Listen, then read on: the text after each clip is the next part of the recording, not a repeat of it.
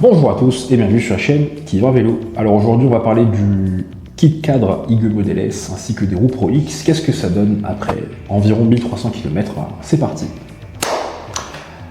Alors concernant le cadre IG, pas grand chose à redire tant au niveau du confort qu'au niveau de l'esthétique. C'est toujours aussi agréable à rouler et à voir.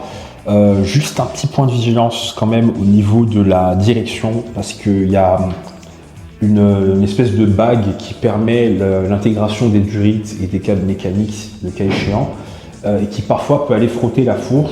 Certains appellent ça le ROD, donc Ring of Death, parce qu'effectivement, bon oui, si ça a tendance à rompre et que vous êtes en pleine descente à 70, la fourche qui se barre comme ça, je pense que ça peut faire très mal.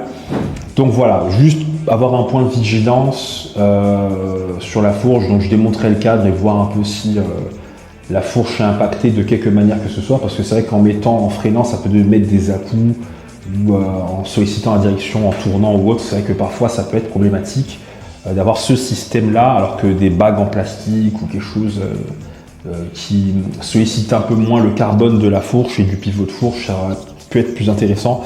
Il y a une très bonne vidéo d'un certain Lecher quelque chose qui en parle très bien, je sais plus comment il s'appelle, donc il y a un youtubeur dont je mettrai la vidéo en description ou par là, qui en parle très bien de ce système là. Après évidemment c'est pas quelque chose qui arrive tous les 4 matins et en étant vigilant ça le fera largement, mais c'est vrai que voilà, ça c'est le point de vigilance par rapport au IG, donc ça se fera au fur et à mesure de kilomètres et voilà, on parle clairement de dizaines de milliers de kilomètres pour que ce phénomène arrive. Ça n'arrive pas tous les 4 matins clairement, mais voilà, c'est quand même un point de vigilance dont il faut parler parce que c'est un élément de sécurité important et ça peut arriver sur n'importe quel cadre utilisant un système similaire. Donc voilà. Sinon pour le reste, esthétiquement, je l'adore ce vélo et j'ai bien envie de faire une petite peinture perso histoire de sceller définitivement le côté esthétique de ce vélo et puis d'installer des éléments adéquate dans ce sens aussi. Maintenant on va parler des roues Pro X. Alors pour les roues Pro X, que dire?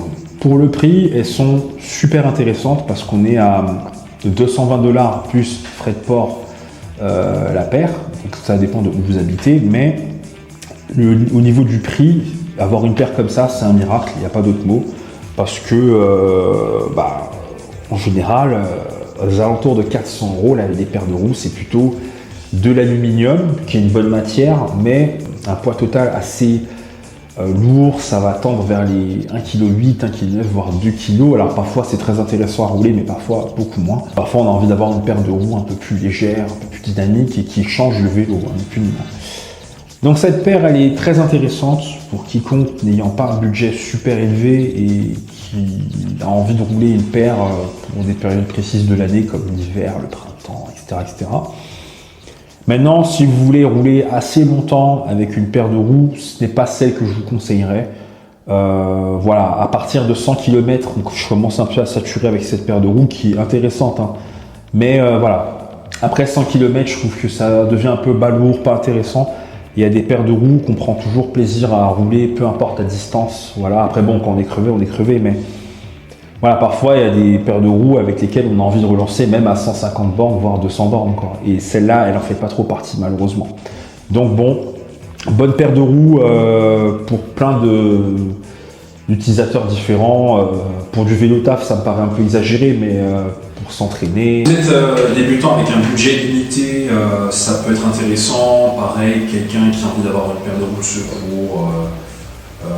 Pour du gravel aussi, parce que j'ai vu que ça a accepté jusqu'en 45 mm, ça peut être intéressant, voilà. Mais voilà, c'est pas la paire que je prendrais si j'ai envie de faire une performance ou autre, clairement pas. Donc bon, paire intéressante pour le prix, pour ses atouts par rapport au prix, mais sinon autrement on n'est pas sur un produit miraculeux et donc ça annonce pas comme tel, donc c'est pas plus mal. Voilà, écoutez, d'autres vidéos arrivent, donc notamment sur le Magin C606 que je suis en train de tester, et d'autres vidéos un peu plus légères sur des produits dont on n'entend pas trop parler et que j'ai quand même envie d'évoquer. Merci à vous d'avoir suivi cette vidéo et n'oubliez pas, Qui va vélo, à la prochaine. Ciao.